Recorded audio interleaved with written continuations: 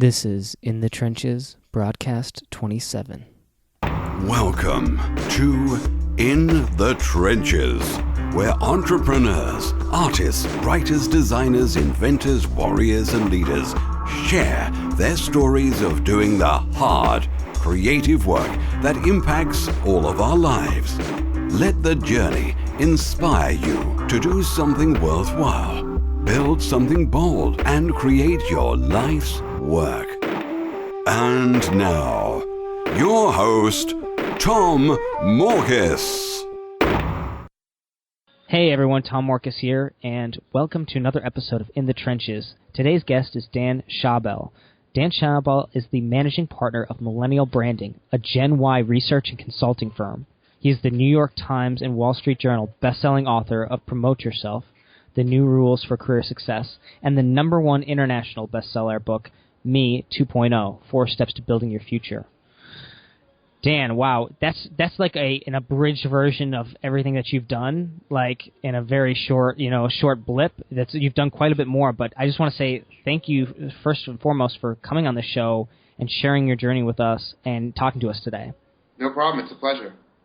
Yeah, Dan, so why don't you take it away and let us know a little bit more about yourself and kind of what led you to all this incredible bestseller stuff, all the things you've done right now in your new book that you're releasing right now. Yeah, it's been a very, very long road, and a lot of people are like, oh, your life must be easy now. No, of course it's not, because I feel like the more ambition you have, the harder you work, there are going to be bigger obstacles. So even if you're pretty successful, it's going to get harder, not easier, which is the opposite of what people would think. So I started working when I was 13. My dad, thanks to my dad was like, yeah, you got to start working. And so my first job was I did catering for my temple, and that was really hard. That's where I learned about customer service. I learned about how to kind of deal with people and manage relationships. And then, then I became a camp counselor, several years later. And then eventually I had my first internship my senior year of high school. But during high school and a little bit of middle school, I would develop websites. So I had James Bond, website, maybe I might have had a Power Rangers website. I definitely had a WCW website because my friends had a WWF back then. Now it's WWE, of course, and so we were competing. So I went through all of that, and for my first internship, I had to make cold calls. So this is really when I learned to hustle, right? And I was terrible at it. I made over 1,000 cold calls, probably more, during one summer and didn't get one sale. So right then and there, I'm like, wow, this is probably not the best thing in the world, right? And I look back now, and I'm like, yeah, cold calling's really hard. It's all about relationships. It's all about, inbound marketing, creating content so people can find you. You build a reputation, and then when you message them, the probability of them opening the email is that much greater. So then I went on this voyage during college where, I didn't get into college right away. I applied early decision to go to Bentley, now university, and I didn't get in, so I was kind of crushed, and I was like, wow, this is like a huge wake-up moment, I need to start marketing myself. And so I did an interview on campus. I wrote them a letter. I created my own website. I got straight A's my last semester. I was like, I started to package myself as somebody who really wanted to go to that school, and it was my first choice by far. And then I finally got in, and then I worked really hard. Then it was 7 more internships before I graduated. It was my own small business doing website design and development for other small businesses in the area. It was, I was a leader in 7 organizations. Basically, it was insanity. I worked so hard during college because I knew that it was going to be hard to get a job when I graduated, even back in 2006. Now it's, of course, harder, but I knew it was going to be tough. So I made sure that I was the best possible candidate, imaginable. And during this time is when I learned a lot about branding and marketing. So I wouldn't just show up to an interview and answer questions. It was more about packaging myself through marketing materials. I call this is back in the Me 2.0 days, the create creation phase of personal branding, right? So marketing yourself by having collateral. I had sort of CD portfolio of work back then, back when CDs were popular. I had a business card back when no students had business cards. Most still don't. A website under my own name. A references document with testimonials from what other people, all the people I've interned with, what they said about me. So I really was like building and gunning for these positions. And it worked. I mean, I worked at Reebok, Lycos, LoJack, Tech Target, and then smaller companies you've never heard of before. And then when I tried to get a job, I was never really good at networking back then because I always felt selfish. I always felt like, this is what I need. Less about the other person, more about just giving me a job. So I resisted because it just felt uncomfortable. And I'm an introvert, so it's even harder. And so, it took me 8 months, but I started early to get a job when I graduated because I really want to work at this company, EMC Corporation. And so during my interview process, it was for 3 different roles. I met 15 different people, got rejected for 2 of the roles. I finally got the last role as a product marketer because they were looking through my resume, and again, I had a 2-page resume back then, and their eyes stopped at Reebok. Now, I did almost no work at Reebok, to be honest. Marketing intern at Reebok means administrative role, basically. Unpaid administrative role. That's really what it is. But all the smaller companies I got so much experience with. Their eyes, when they were reviewing my resume, always looked at Reebok. Why? Because Reebok's a brand, and through that brand, by association, it built my brand. So when you look at my bio that I've created, that takes all of that into account. So every sentence will have a brand you've recognized in my bio, because my thought is if you don't know who I am, you're going to know who one of these brands are, and through that brand association, you're going to at least give me a chance. And so that has always carried through. That's kind of how I've learned about, self-marketing and selling yourself through that whole process and the importance of branding. And then once I got a job at EMC, later that year I started a blog called Driven to Succeed, and that was on Blogspot back in the day, or Blogger. I don't even remember what it was called back then. And that eventually turned into Personal Branding Blog, which was the foundation of my platform. And in March 14th, 2007, after I read an article by Tom Peters, The Brand Called You, which was the cover of Fast Company magazine in 1997, and that really is the reason why Fast Company is where it is today with 700,000 subscribers, et cetera, because that article made the whole magazine explode. And after I read that article, immediately I knew my potential for the rest of my life after reading that one article, because I didn't see anyone else talking about personal branding from my generation. I was 23 years old at the time. And so I immediately jumped in. I knew it was going to be success, and I knew the importance for being able to stand out online and get jobs and use social networks for career success. I knew all of that was 100% guaranteed to be more important. No one was talking about it. I was 23. It was an easy position for me to take. And then I just worked incredibly hard. Over 100 hours a week. Didn't really see friends for a few years. Between blogging 10 to 12 times a week. Started a magazine called Personal Branding Magazine, started an online TV show called Personal Branding TV, started the Personal Brand Awards, giving recognition to people who are already successful in the space, started writing articles for other magazines, crazy amounts of work, and that all accumulated over time. It took a few years to get 1,000 blog readers, and then that multiplied by 20 the following year. And so during the time, I was kind of positioning myself. If you Google personal branding, I'm all over the place. I just naturally rank high, not because I'm trying to rank high, but my goal is to rank high. But the process of getting there is just working really hard, developing content and writing for other sources and linking back and going through that whole process of PR, et cetera. And so then, became authority, and I think a lot of the reason why I am today is because when people search for personal branding, they couldn't avoid me. That was my homepage, is the Google search results. And so that was the only strategy I really had for my first few years, because I knew that would be important, because the interest in the topic was growing, and I was kind of growing with it in that respect. And then the most interesting thing ever happened to me. So after 6 months of doing all this, Fast Company profiled me, which was 10 years to the day Tom Peters' article came out, which is a cool coincidence.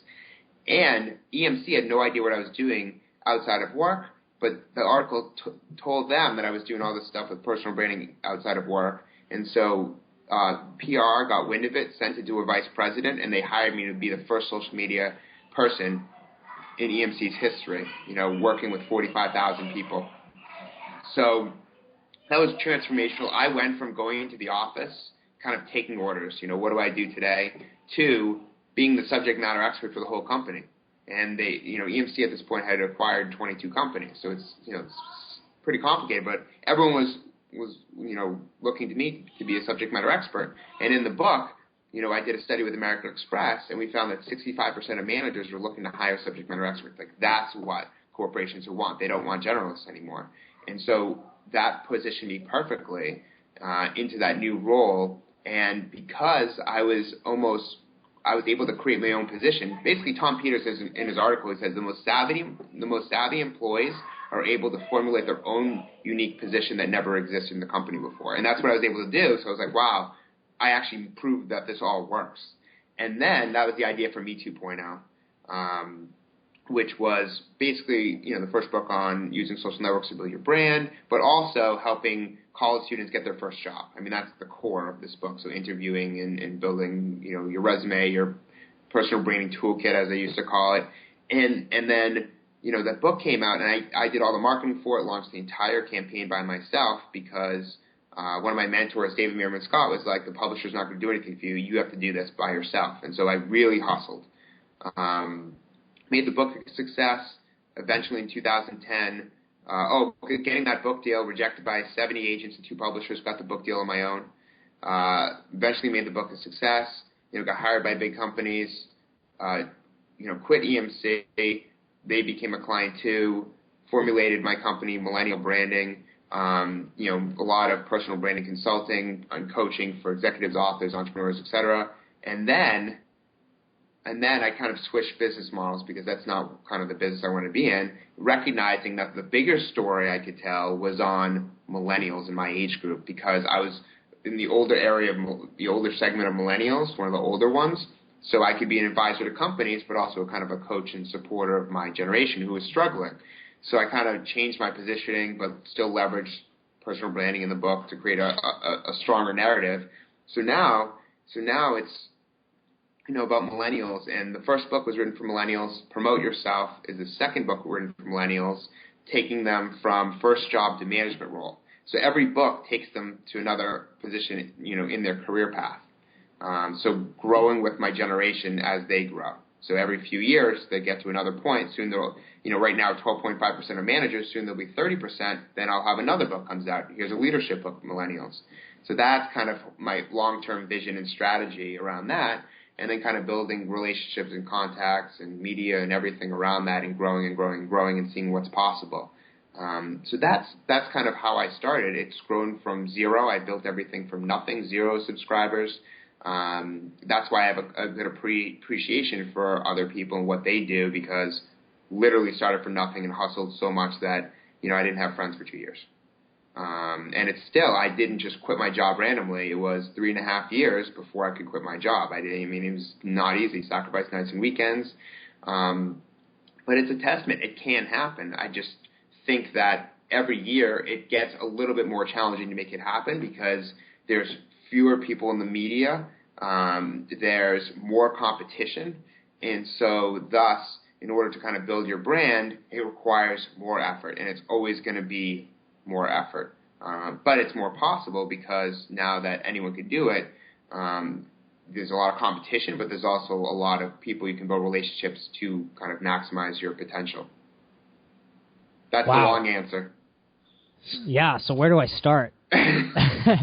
Okay, so I do have some questions. And I think I want to start with, there's probably a dozen things I could talk to you about that I'm really curious about. I'm going to start where the first light bulb for me went off, and it was when you were describing that you got your first job, and you said you spent, 2 to 3 years before you essentially got recognized for it, doing those nights and weekends. Tell me a little bit about that process. Like, what what in like, yeah, you kind of described that you saw an opportunity, but what would possess somebody to put so much time and so much effort into something that's unproven and that's kind of a long shot like you did? Tell me about what was in your mind at the time. It was 5,000% confidence. I was basically riding on the idea that there's no chance. In my head, there was no chance that this was not going to be more important year over year. And I mean, you see how LinkedIn describes itself as basically a personal branding online platform. Like, here's how you build your personal brand. And that, to me, gives credit to a lot of the work that I put in. I just believed in it so much that even though a lot of my friends and even my parents, no one understood what I did, some people laughed at me, it didn't matter because I had such a level of confidence that it was going to work out that even if it didn't work out, I would mentally think it worked out in a sense. I like that. I think that's the only way to do it. I think that's the only way to do it because in order to really motivate yourself, and I felt I was the right person, right? I truly believed that I was in position to make this happen because I had already been kind of practicing it in college and even some high school, and so I kind of knew that I had something there. But it wasn't until I read Tom Peters' article when it was it became so obvious to me that I started that night, and I just worked to do that much in 1 week. I mean, I can't even do that much writing anymore because it literally burns you out to do that much. But if you do it, I mean, that's what it takes. I mean, for this book launch, for the Promote Yourself book launch, it was insanity. I mean, I almost didn't get my second book deal after the first one was a success. It took me 3.5 years. I hired 4 consultants. I fired 2 agents. And it was 3 book proposals, barely got it, started off as paperback, did the entire marketing plan, 35-page marketing plan, insane amounts of effort, and they upgraded to a hardcover.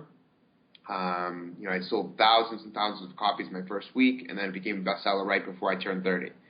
And then my launch party was sponsored by Ernst & Young in New York. So I was doing things that a lot of authors probably haven't done or couldn't do or whatnot, but only because I worked so hard.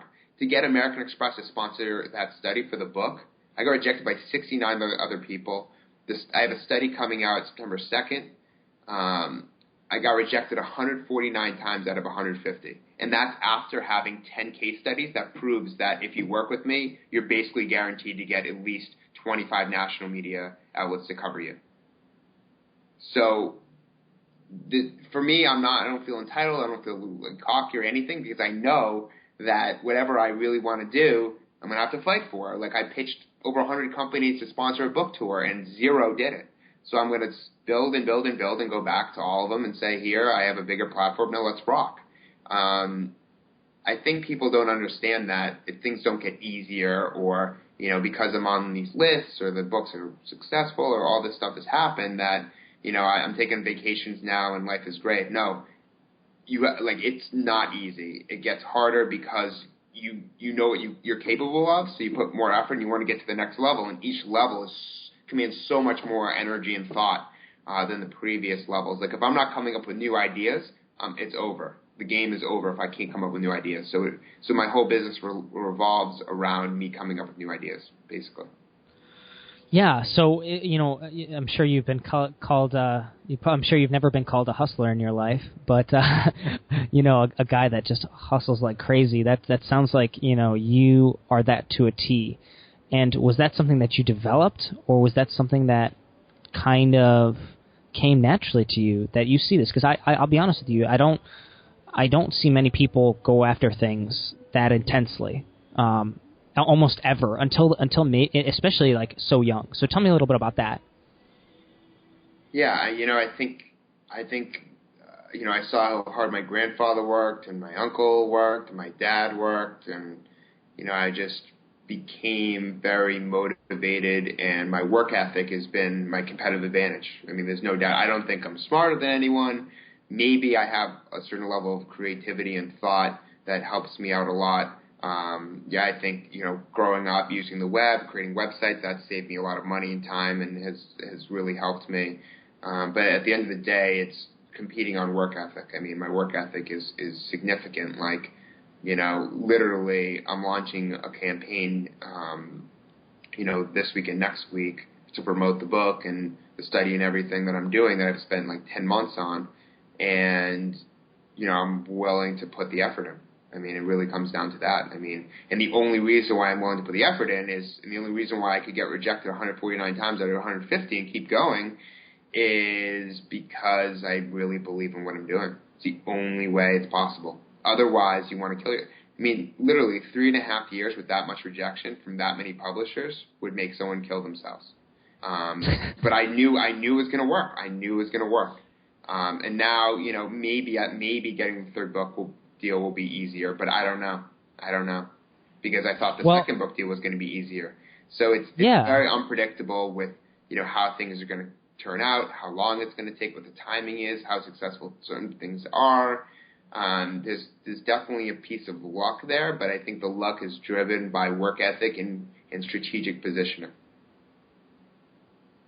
Yeah, so now just so I have clarification, I think I have this right. Your first book was it Promote Yourself or was it Me 2.0? I think it was Promote Yourself, right? Me 2.0. This one's Promote Yourself.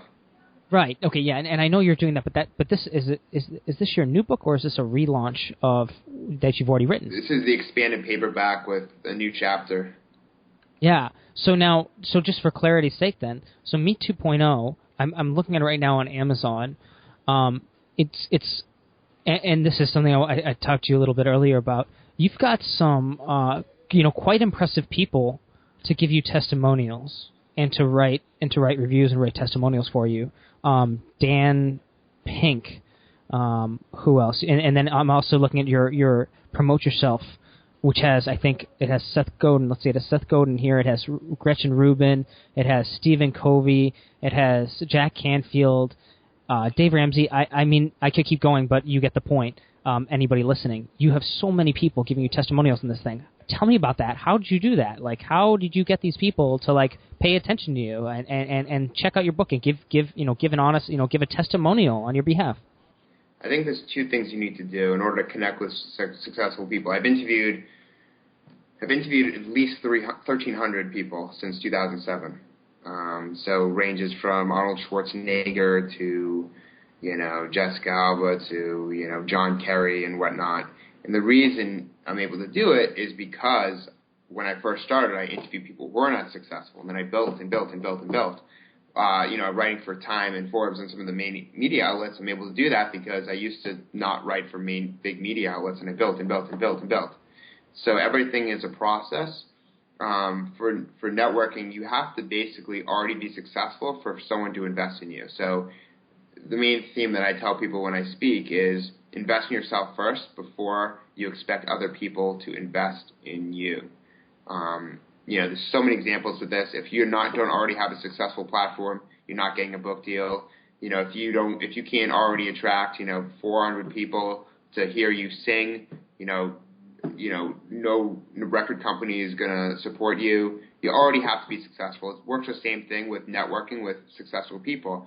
If you're not already perceived to be at least somewhat successful, no one's going to care about you. You have to do the work for yourself first. And so I built up and built up and built up. And so when I needed help, not only did I support all of their books and their platforms, at one time or another, but they saw me as somebody who they could endorse because I was already successful. Yeah, no, that makes perfect sense to me. I think there's so many good lessons, from everything you've said so far as well, but also from this in particular.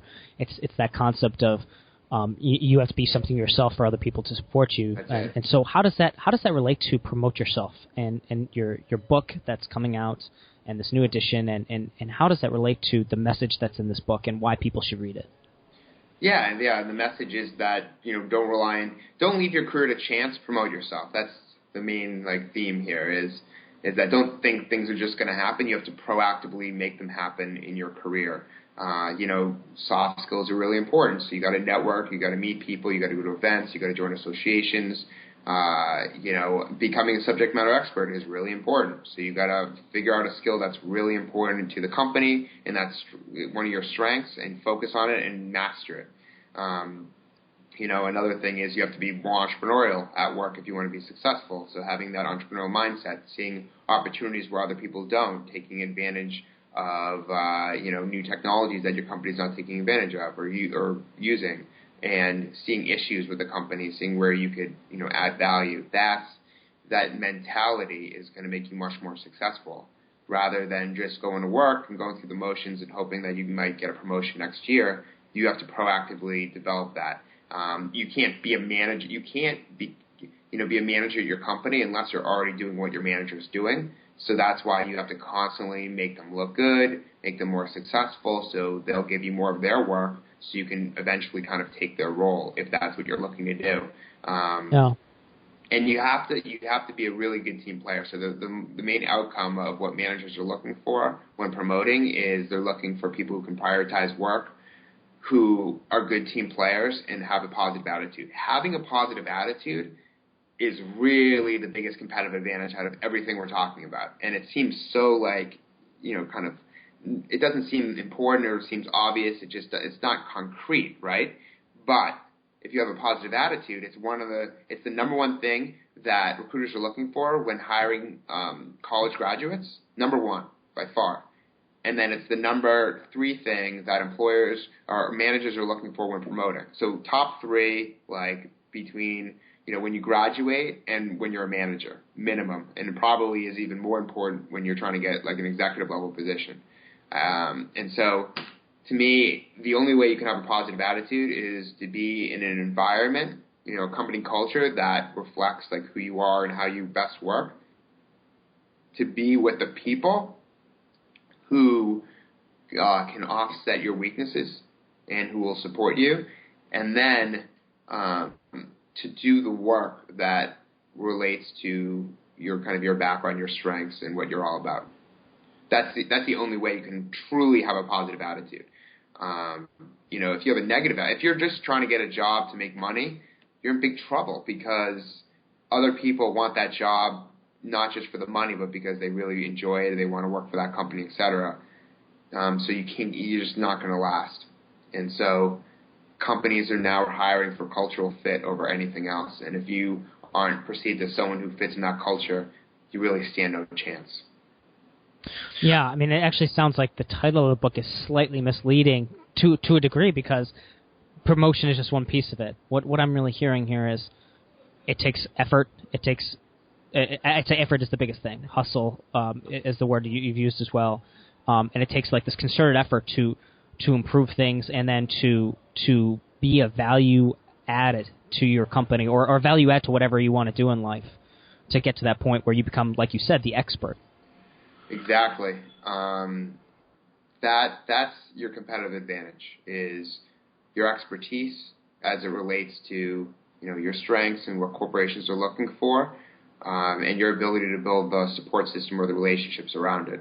I think a lot of people slack off once they get a job, and it's just, you have to constantly build yourself, build the network, do that. And again, I learned that lesson in college. I know I didn't really network or leverage my network, and now I'm able to leverage it. If I come up with an idea, I can basically do anything at this point, just because networking has been more important to me than making money in the past 7+ years. And because of that, I have a lot of people who I can reach out to. And that makes me able to make more money, in a sense. So yeah. It was always my thought was, brand and network first above everything else, because that's going to pay off in the long term. That's the long-term play, is doing that, building that type of reputation. And I was right? So, so I do really well now, but I only do really well because it's the accumulation. Career is the accumulation of decisions you make on a daily basis. So if you make enough right decisions, you'll end up going where you want to go. And you really need that vision of where you want to go, because then you can make these better decisions on a daily basis. So I know where I'm going, at least for the next 5 to 10 years. And because of that, I can pick the right research projects. I can network with the right people. I can make the right moves now. And I don't know exactly when things are going to pan out, but because I'm taking the steps on a daily basis, I believe it'll work out. If I don't, yeah. If I don't know where I'm going, then I'm kind of just doing things, right? But I do mix in things that are not as related to long-term vision, but that I enjoy and could be good for networking, et cetera. So I've interviewed so many people Will that really help future books? I don't know if it will or not. It doesn't really matter to me. It's more about the network. So not everything I do hits the vision, but I think of a lot of this stuff as being a hobby anyways. I mean, this is what I really want to do, right? This is kind of how this major picture called, life and career. This is how I fit into that kind of puzzle, and it feels very natural for me. It's not, it's impossible for me to fake it. I mean, I've been doing it too long to fake it. If you're faking something, you can't do it for, a decade. It just doesn't work, because it's not sustainable. Yeah. Well, we're coming up on a half an hour, so if we have to wind this down, let me know. But otherwise, I have a couple more questions that I'd love to ask you. Okay. And a few more questions would be good, and then I got to get Great. the craziness. Sure. No, I understand that. You're a busy dude. I get that. So I want to know a little bit about kind of creating that niche for yourself, which is what you did, or not maybe creating the niche, but at least, well, you sort of did. You found something that you saw have potential future value, this concept of branding yourself, and it wasn't even something necessarily that you invented, so I think that's important for people to understand. You don't have to come and invent something, but you saw something, and it didn't resonate with you, and you're like, wait a second, nobody's in this space. So tell me about that and why that's so important. Yeah, so you can't stand out saying you want to become a marketing expert, because if you Google marketing expert, there's a million. It would be such a long-term strategy to become a true marketing expert and to rank high and whatnot. So it's all about taking a niche, right? So people were already talking about personal branding, but I wanted to take it to a brand new audience, an audience that really, really needed it. Millennials, right? Struggling to get jobs, etc. So that's how I fit in. I was a personal branding expert for Gen Y. It's what I call a personal brand statement. What are you an expert in, and what audience do you serve? And if you do that, then that audience will find you. You're basically calling out to the audience, I'm for you. You don't want to be all things to all people. You'll be nothing to no one, right? And so you really need some sort of focus area at first. And what a lot of people say to that is, oh, well, you're bottling yourself up. You're kind of, you're avoiding too many people. How are you going to grow? All this stuff, which is nonsense. What ends up happening is you take a niche, you get visibility because you become the player in that niche through hard work, and then you basically tell the story, hey, like, this content is for millennials, but it helps everyone, right? So I think my natural gift is the storytelling element, right, is the ideas and kind of figuring out how to position myself and make sense of moves that I make, right? I never had the long-term vision when I first started of, I'm going to write a book that helps millennials at every phase of their career. But now, since I've done two, I'm like, wait a second, there's a connection there. I can tell this story, so it makes sense to other people, and it's not random. So I think that's really important, is choosing something where you can tell a good story. And I already had a story with personal branding because I did all the marketing and online marketing in high school and college. So that was a natural fit. And I think people need to choose something that they can put the energy into, right? So for personal branding, I mean, I've written over 1,000 articles. It's easy for me to write. And because I wanted to learn as much as I could about it, I read 1 million articles. One of the big strategies I had when I started was if you wrote about personal branding on a blog, I would comment on it. So, like, literally anyone who talked about personal branding for, like, the first two years that I was doing this would get a comment from me. And that kind of built community, that built a relationship with other people who cared about the topic. That was one of my original strategies that is not really scalable anymore, sadly. Right. So how, now that kind of segues into this question, and then we can wrap up after this. But how then do you discussed exactly how you built relationships, at least in a small way. But tell me a little bit more about that. Let's discuss that, and then let's discuss how you do it now, in terms of like how you build relationships now, being as busy as you are, because it sounds like you've only gotten busier, and how you sustain those relationships, and then how you kind of maximize, that might be a bad way to put it, but the way you leverage these relationships. So I guess starting with, how do you now, as busy as you are, create and maintain relationships and build that, that kind of relationship with so many different people? Yeah, so part of the strategy is targeting, right? So I'm not just randomly selecting people. It's people that I want to align my brand with, people that I think I can help, people who maybe can help me. And it just takes time, right? So I'm having lunch with Dan Pink and Tom Rath, who are probably two of the top maybe 5 or 10 business book authors of the past decade. But these are people who I've promoted, I've helped, I've kept in touch with. I send articles that relate to what they're researching for years and years and years. Marcus Buckingham, we had talked several times before we wrote the foreword, and it's a long process. That's why, so I had a phone call today, and they're like, oh, why don't you release a book every year? And I think that's extremely foolish unless you are tier one, unless you're like a Dan Pink or someone who almost doesn't need promotion or anything, right? But if you're not at that level where once you come out with a book, it automatically sells 100,000 copies, then I think you can't release a book every year, because releasing a book is all about doing everyone else's favors, and then when you need a favor, they help you out, or a percentage helps you out. So I need at least 3 years between books, because if I have 3 years between books, that gives me enough time to support everyone else as their books come out.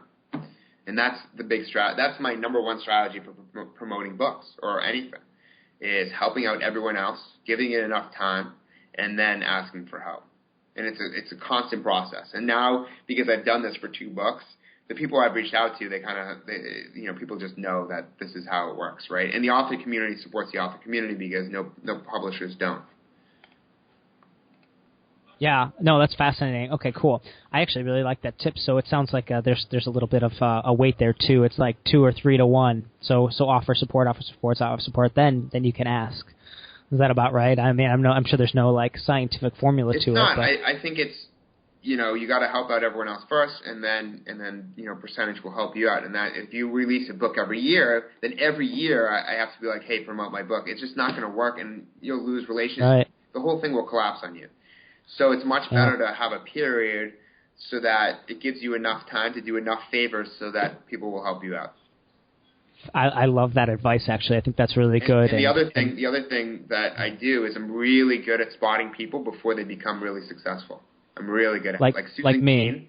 Cain. Susan Cain is a great example, right? But right before she, is one of the biggest authors in the world now, I made sure I reached out to her. I just knew it. Charles Doug, the New York Times writer who wrote The Power of Habit, I got him before he exploded. So that's another secret, is just having the instinct to know if someone's going to really blow up and then get to them before everyone else does. That's powerful, because I'm sure they'll remember that forever. That's what you got to do, and it's I look at Amazon, I do the research, you got to put in the effort that other people won't, and that's the easiest way to stand out. Yep. Well, hey, Dan, that was amazing. I know you're a busy dude. I got to let you get back to hustling.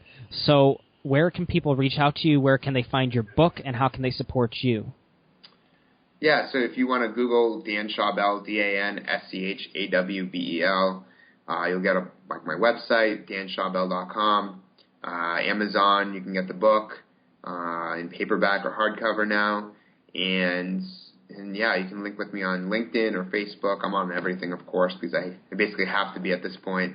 And yeah, I really appreciate your time. This was very enjoyable, and best of luck with everything. Dan, thanks so much, man. Good luck to you. Thank you. Take care. Thank you for listening to In the Trenches.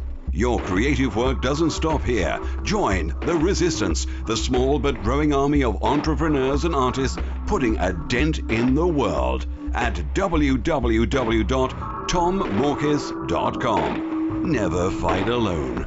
Join the Resistance.